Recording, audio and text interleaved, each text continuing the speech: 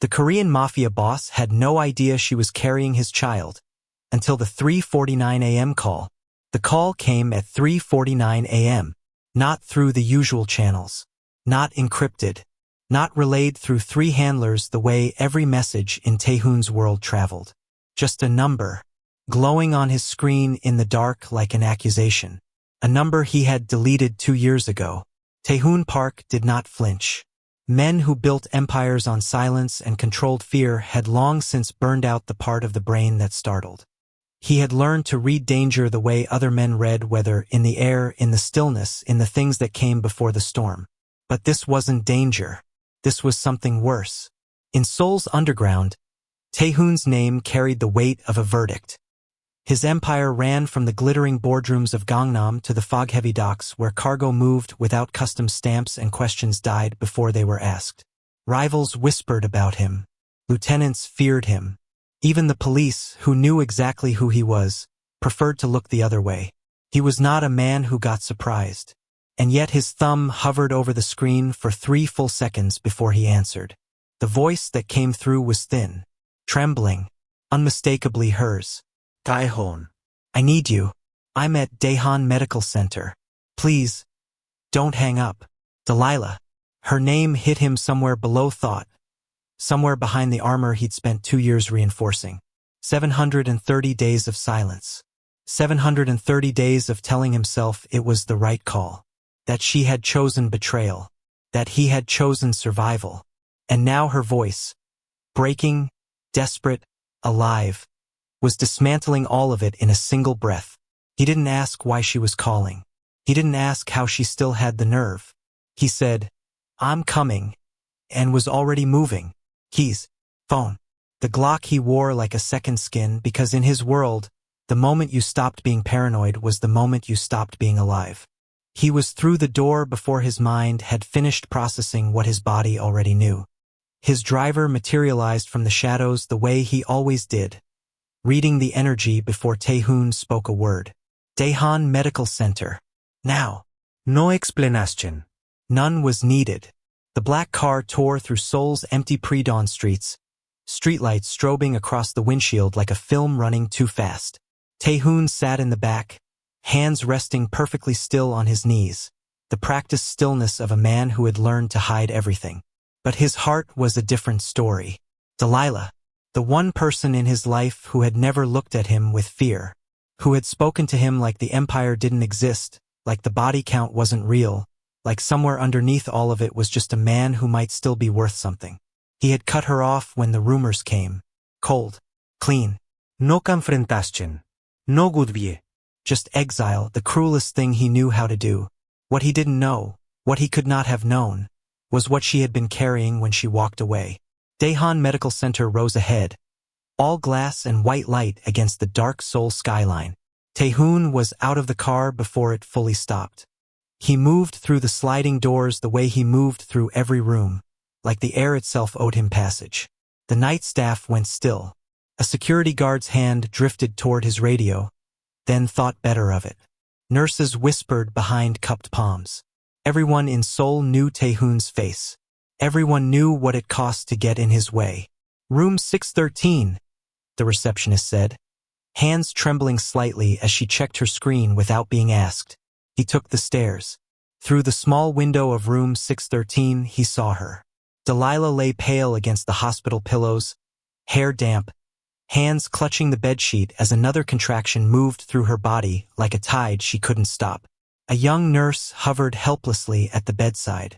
Something in Taehoon's chest, something he thought he'd successfully removed, cracked open. He pushed open the door. She turned. Shock crossed her face first, then something that looked painfully like relief. You came, she whispered. You called, he answered. Did you think I wouldn't? Another contraction stole whatever she might have said. Taehoon moved to her side without thinking. His hand finding the small of her back, steady pressure, the way he'd read about in those 3 weeks after she disappeared when he'd filled the silence with research he'd never admitted to doing. Breathe, he said quietly. Her laugh came out broken and breathless. You're learning bedside manner now? I'm learning a lot of things, he said. 2 years too late, apparently. The doctor appeared in the doorway, clipboard in hand, expression tight with urgency. Mr. Park, she's dilating quickly. The baby's heart rate is showing some instability. We may need to move to emergency surgery. The word landed like a detonation. Baby. Taehoon turned slowly to look at Delilah. Her lips were trembling. Her eyes, those eyes that had never once flinched from him, were full of something he hadn't seen in her before. Guilt. I didn't know how to tell you, she whispered. I thought you hated me. I thought. Hated you for what? He demanded, voice lower now, dangerously quiet. Her breath caught. For carrying your child. The room tilted. The doctor was already moving, already calling for the team, already doing what doctors did in emergencies. Acting while everyone else was still catching up to reality. But Taehoon stood completely still. A child. His child. And he had almost never known. What happens inside that operating room will change everything Taehoon thought he knew about power, loss, and the one person he never should have let go. Stay with us, because this story is only beginning, and what comes next, he never saw coming. Hit that like button if you're already feeling this one. Subscribe so you don't miss a single chapter. And drop in the comments, did Delilah do the right thing by keeping this secret? Let's talk about it. But to understand why Delilah had stayed silent for 2 years, why she had carried his child alone through fear and exile and heartbreak, you have to go back to the night everything broke. 2 years earlier, the same city, a very different kind of silence. The operating room smelled of antiseptic and urgency. Taehoon hadn't moved from Delilah's side since the doctor said the word surgery. He stood close enough to feel the shallow rhythm of her breathing, close enough to see the moment she decided to finally tell him the truth. I left because of photos, she said quietly, her voice steadier than it had any right to be. You, another woman. Someone sent them to my phone at 2 a.m. No message, just the images. His jaw tightened. They were fabricated. I know that now. You should have come to me. Her eyes found his, and in them was 2 years of loneliness compressed into a single look. You weren't exactly a man who invited questions, Taehoon. You were already pulling away. I thought the photos were just confirmation of what I already feared. He wanted to argue. He couldn't, because she wasn't entirely wrong. So you left, he said. I left, she agreed. And I didn't know yet. About her. The word hung between them. Her. Before he could speak, the doors swung open and the surgical team moved in with the quiet efficiency of people trained to outrun time. We're taking her now, the doctor said, not unkindly but without room for discussion. The baby's heart rate is dropping. We cannot wait. Taehoon watched them prepare to wheel Delilah through the inner doors, and something primal seized him. He caught her hand before the gurney moved. I'm not leaving, he said.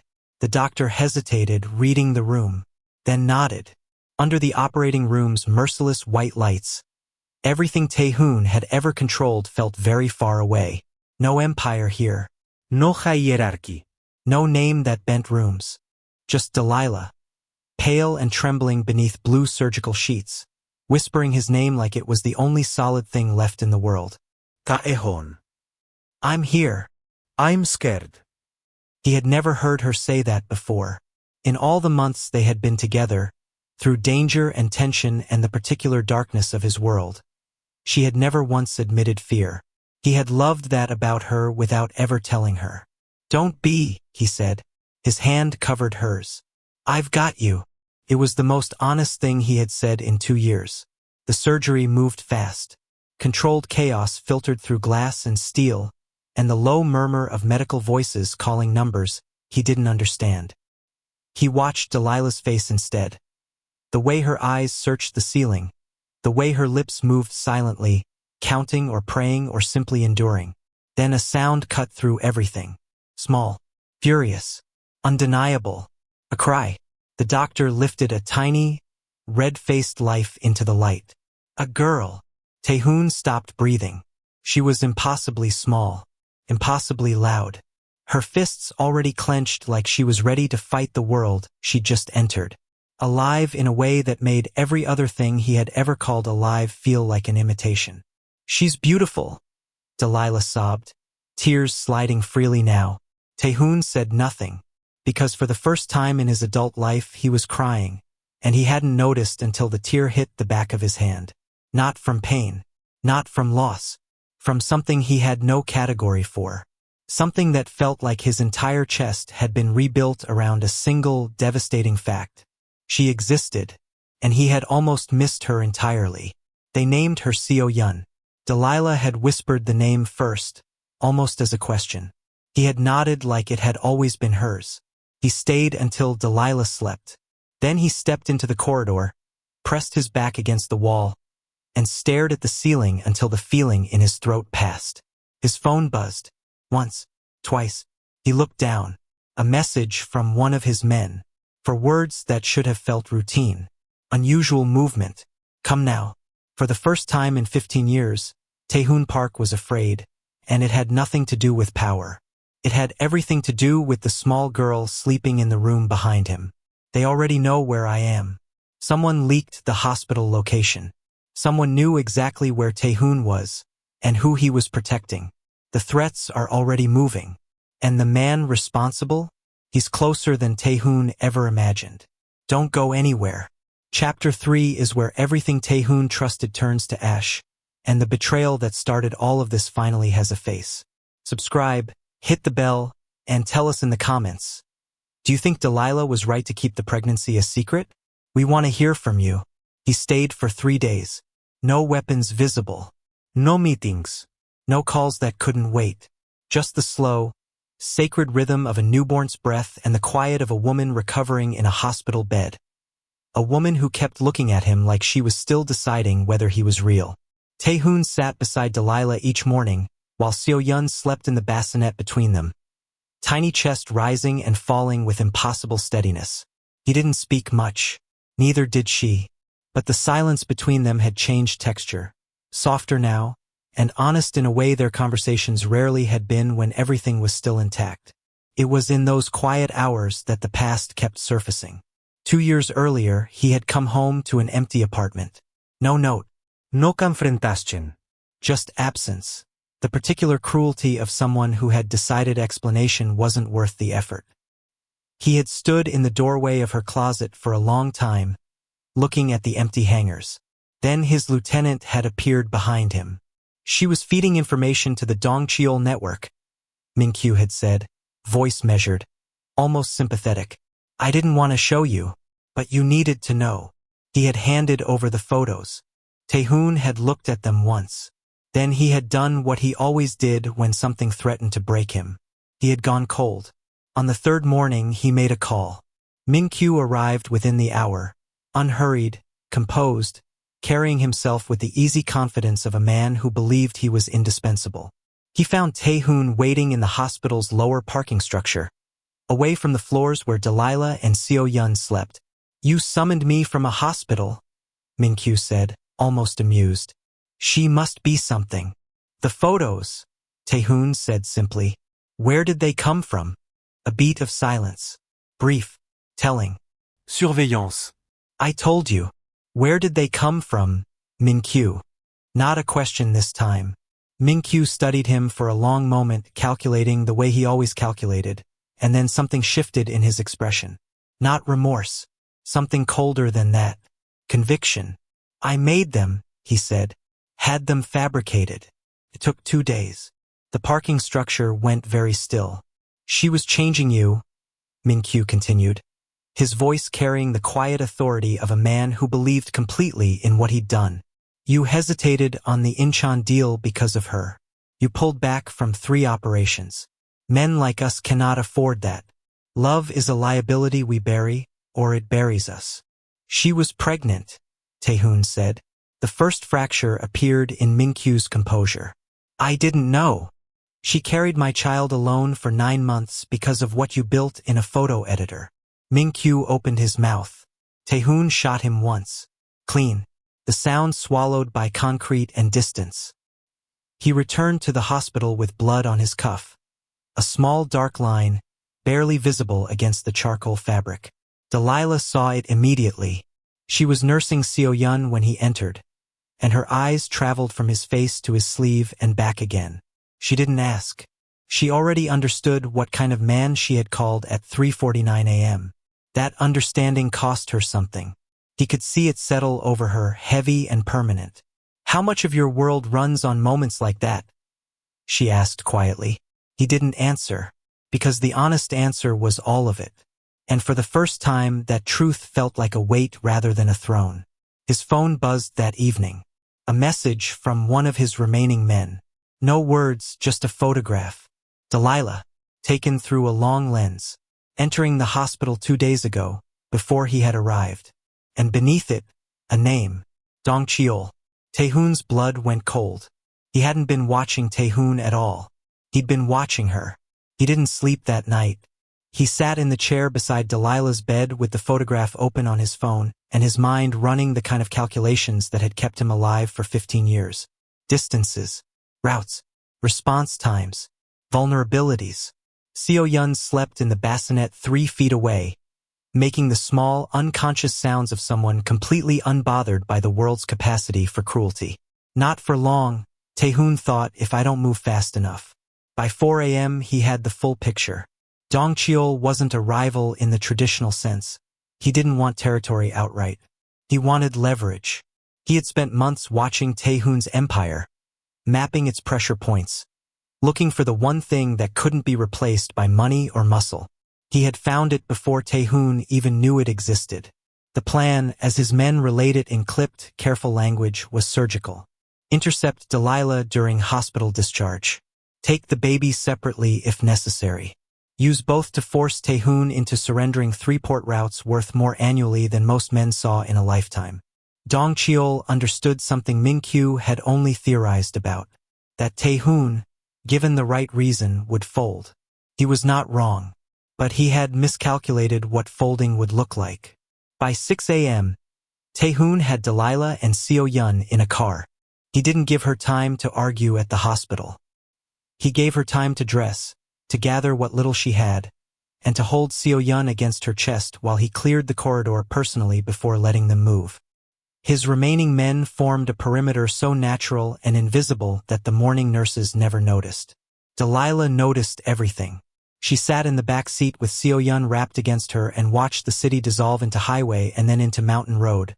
Watched Taehoon's men communicate in silence, in signals, in the economy of people trained for exactly this. She had always known, intellectually, what his world contained. She had chosen to love him anyway, back then, by looking slightly to the side of it. She couldn't look to the side anymore. The mountain estate appeared through pine trees as the road curved. Modest from the outside, fortified in ways that weren't immediately visible. Taehoon had never brought her here before. That told her everything about how seriously he was taking this. The argument came an hour after they arrived. "You can't raise her like this," Delilah said. She was standing at the window, Seo Yun asleep in the room behind her. Voice low and controlled in the way that meant she was working hard to stay calm. Moving in the dark. Men with guns at the door. "She's 4 days old. Taehoon." "She's alive," he said. "That's what matters right now. It's not enough." She turned from the window. "I didn't survive 2 years alone to bring her into a life where she grows up afraid. I won't do it." "Then let me end the threat," he said simply.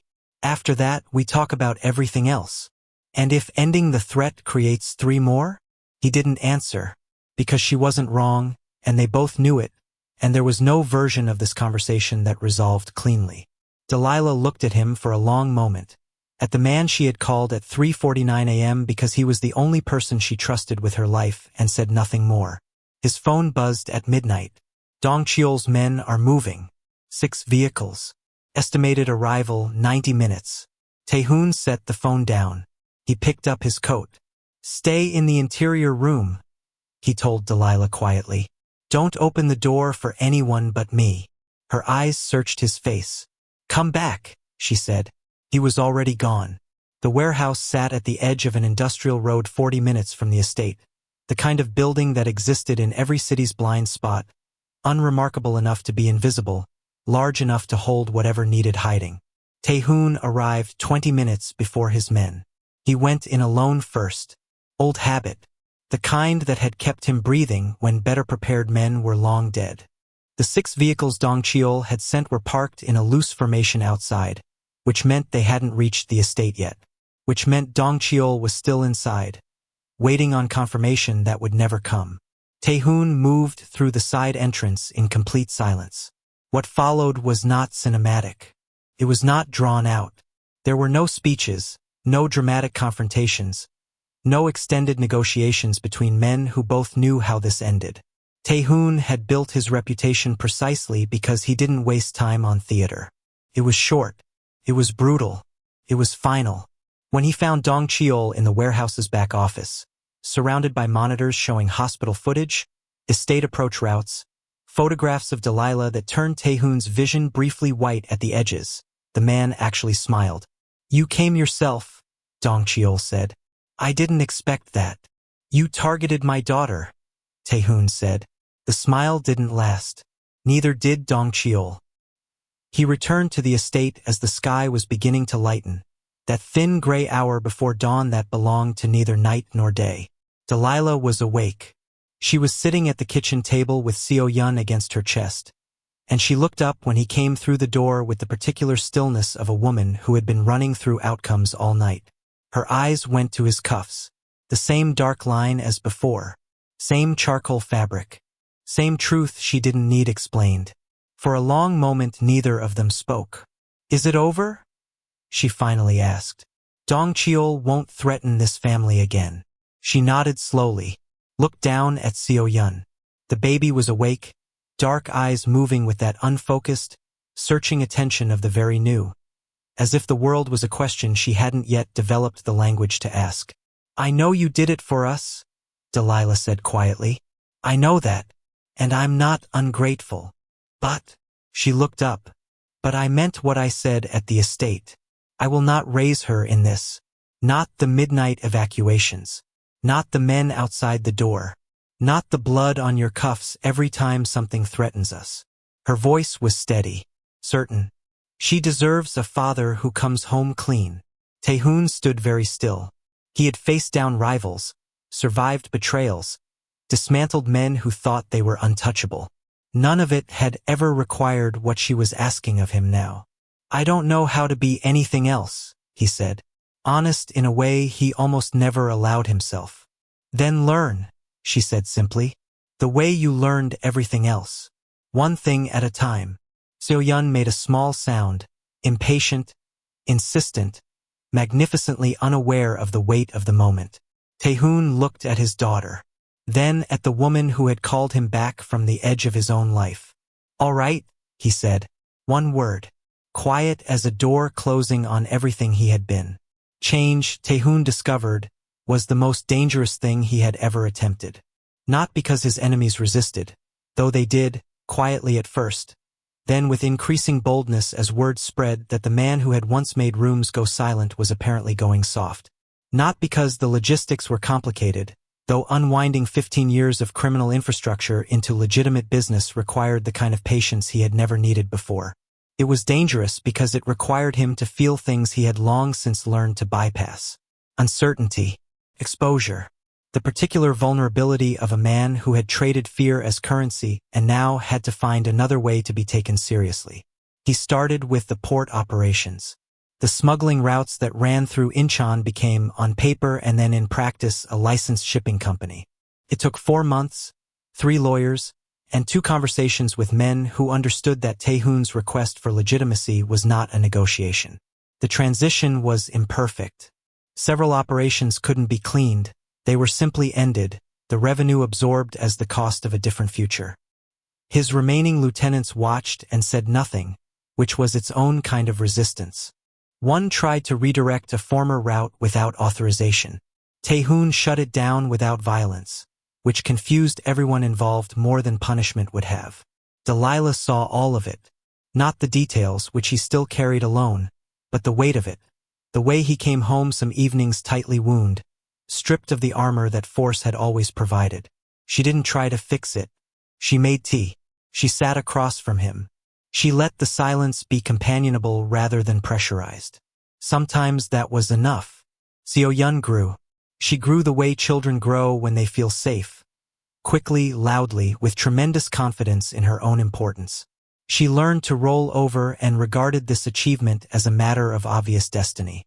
She learned to sit, to reach, to laugh at things that hadn't earned it. She learned that the large, quiet man who appeared every morning without fail would always pick her up. She had no word for him yet, but she knew his face the way she knew warmth. Taehoon, for his part, was learning patience through the most unforgiving teacher available, a small person who operated entirely on her own schedule and had no interest in his former reputation. This, Delilah told him one evening, watching him lose a staring contest with a 7-month-old, is good for you. He didn't disagree. The transition took years, not months, and it was never clean. Some former associates drifted toward other networks. Twice, old debts surfaced in ways that required resolution by methods Taehoon preferred not to describe at the kitchen table. He handled them. He came home. The empire didn't disappear. Transformed slowly, imperfectly, the way anything real transforms. Shipping companies. Warehoused assets converted into property holdings. Fear-built networks gradually replaced by relationships that didn't require anyone to be afraid. He was not a good man. He was becoming something more complicated than that. A man who had chosen daily a different direction. Delilah watched him work at it the way she had once watched him run an underworld, with total commitment, with no guarantee of success. She loved him more for the trying than she ever had for the power. One evening, So-yeon, almost 3 now, sturdy and opinionated and loud, climbed into Taehoon's lap uninvited, pressed her small palm against his cheek, and said "Appa" with the casual authority of someone stating an obvious fact. Something in Taehoon's face went very quiet. Then he wrapped both arms around her and held on. But on a Tuesday in November, a name appeared in a message from a contact Taehoon thought had gone dark. A name from a chapter he believed closed. Beneath it, 3 words. He's not finished. So-yeon was 5 years old and completely ungovernable. Not in the way that worried people. She was kind, instinctively, with the generosity of a child who had never been given a reason to withhold herself. But she had opinions about everything. Her shoes, the route to school, whether the eggs Taehoon made on Saturday mornings were acceptable, which they reliably were not. "Appa, they're brown again. Brown means cooked. Brown means burnt." He looked at the pan. She was correct. He served them anyway, and she ate them with the solemn tolerance of someone who had long since accepted this particular limitation in the man she loved most. Taehoon had cooked badly for 5 years and showed no measurable improvement. Delilah had stopped intervening. She said it was good for both of them. The school was 12 minutes from the mountain estate on foot. A walk Taehoon had taken every morning for 2 years without exception. Rain, cold, the occasional morning when old contacts resurfaced in his phone like bad debts. None of it changed the routine. So-yeon held his hand on the steep parts and released it on the flat stretches where she preferred to walk ahead, narrating observations about dogs, clouds, and the ethical failings of a classmate named.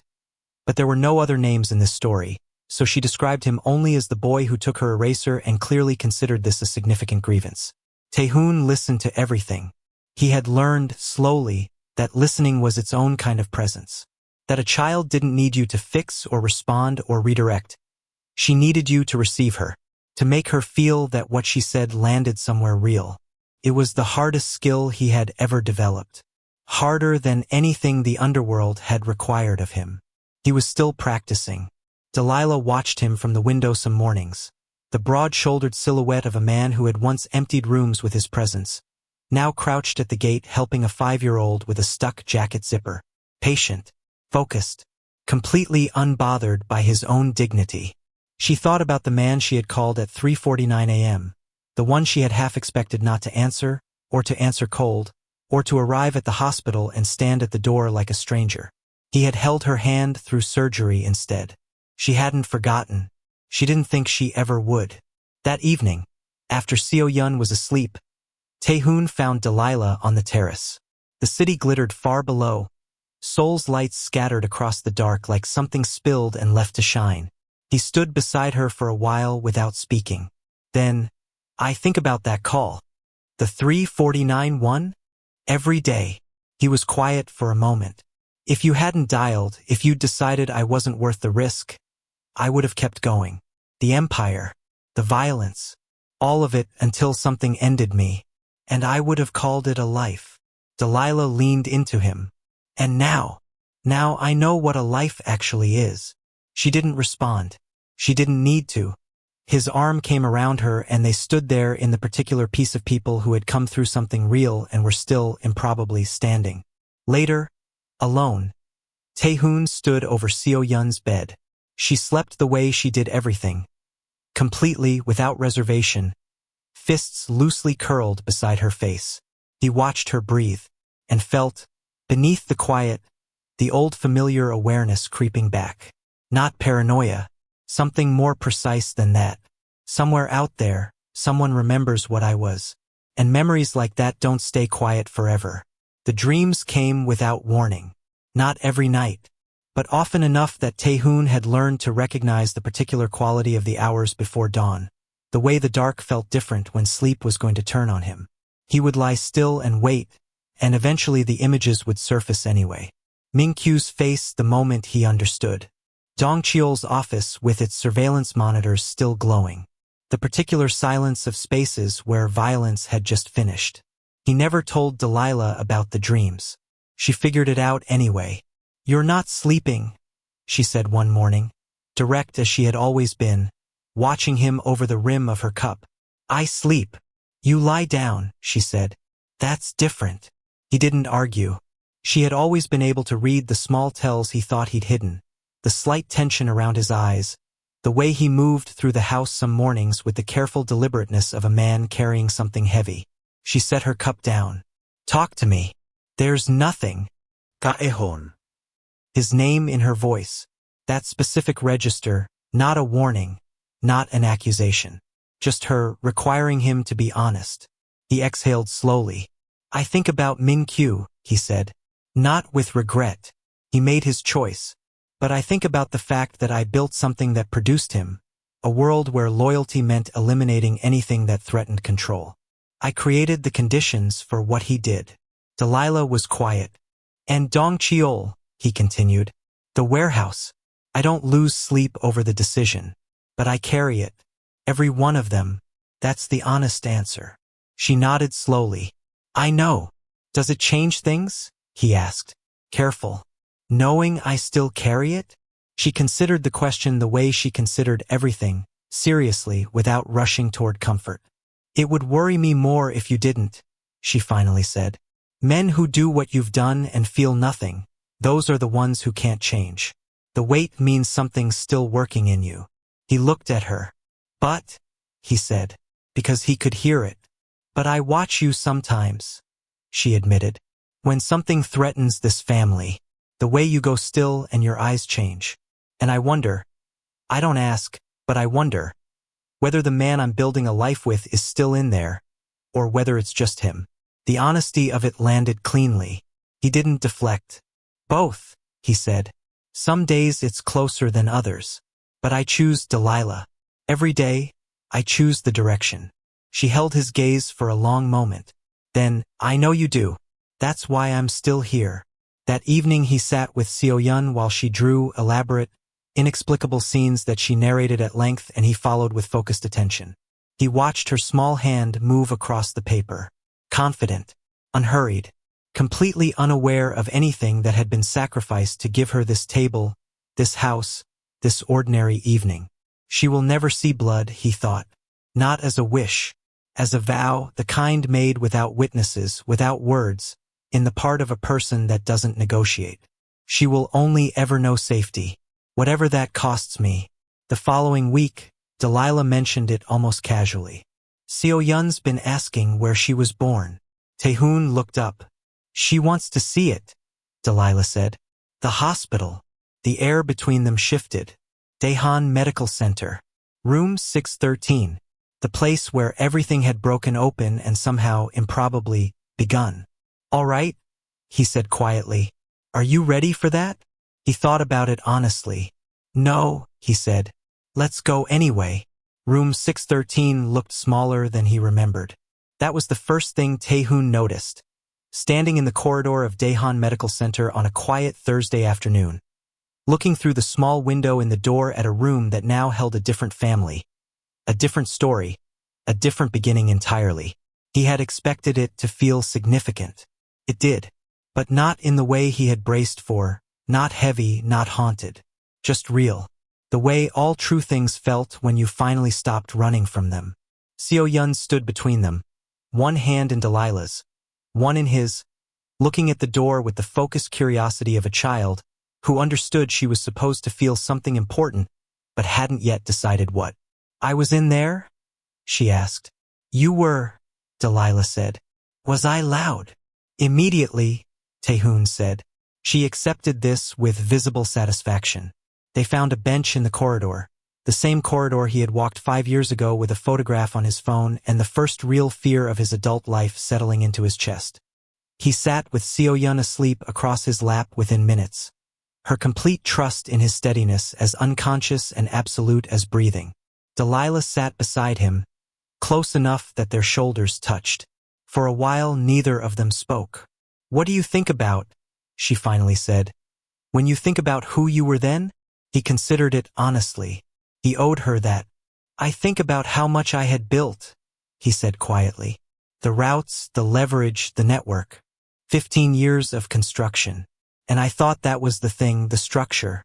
The thing that made everything else possible." He paused. "I didn't understand that I had built all of it around nothing." "Not nothing," she said. "Around fear," he said. "Which is the same thing. Fear doesn't hold. It just delays." Delilah looked down at Seo-yun, at the loose curl of her fist against Taehoon's knee, the small mouth slightly open, the total peace of a child who had never once doubted her own safety. "She's never been afraid of you," Delilah said softly. "Not once. Not from the very first day." "I know." His voice dropped. "I think she saved me before she could even speak." The hospital moved around them. Nurses, orderlies, the ordinary urgent rhythm of a place built for the moments when life pivots without warning. Nobody looked twice at the man on the bench with a sleeping child in his lap. Nobody cleared a path. Nobody lowered their voice. He was just a father. It was the most powerful thing he had ever been. "I used to think the call was the thing that changed everything," he said. 3:49 a.m. The number I'd deleted. "Your voice." "And now?" Delilah asked. "Now I think the call just opened the door. You had to walk through it. I had to choose to follow." He looked at her. "Every day since has been the choice. Not the call." She leaned her head against his shoulder. Outside the window at the end of the corridor, Seoul glittered in the late afternoon light. Vast, indifferent, beautiful. The same city where an empire had been built and quietly, deliberately, dismantled. The same city where a phone had rung at 3:49 a.m. and a man had stared at a deleted number and chosen, against every instinct he had ever trained, to answer. Power had faded. Fear had proven hollow. The empire was ash and legitimate paper trails and shipping manifests that bore no resemblance to what they had once concealed. What remained was this: a bench, corridor, a woman who had called him back from the edge of himself, a daughter who said Appa like it was the simplest fact in the world. The 3:49 a.m. call hadn't saved a criminal. It had found the man hiding underneath one, and given him, against all probability, a reason to stay. The call came at 3:49 a.m. It ended a dynasty of violence. It started a family. And in the end, that was the only empire that mattered. And that's the story of Taehoon, Delilah, and the daughter who rewrote everything. If this story moved you, if you stayed with it from that first 3:49 a.m. call all the way to this bench in a hospital corridor, then you already know what it's really about. Not crime, not power, not even redemption. It's about the people who call us back to ourselves when we've forgotten who we were supposed to be. Hit that like button if this story stayed with you. Subscribe so you never miss the next one. And drop in the comments, what was the moment that got you? We read every single one. See you in the next story.